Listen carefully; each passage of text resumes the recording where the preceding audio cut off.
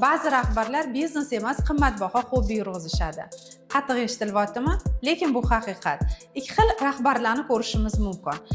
Bir xillar "Men ozod bo'laman, ko'proq pul topaman, o'zim uchun ishlayman" deydi-da, biznes boshlaydi. Lekin shu darajada mukkasidan ketib qoladiki, o'zini shaxsiy mulkini shu darajada talon-taroj qiladi. Ya'ni hobbi yurg'izayotgan bo'ladi. Agar siz biznes emas, hobbi yurg'izayotgan bo'lsangiz, buni tan oling va biznesingizdan pul kutmang. Ba'zi rahbarlar esa aksincha, kompaniya pulini o'ziniki deb o'ylaydi va оборот tushishi bilan o'sha pullarga mol-mulk orttirishi boshlaydi. Shunday ekan, ikkala rahbar ham minusda bo'ladi.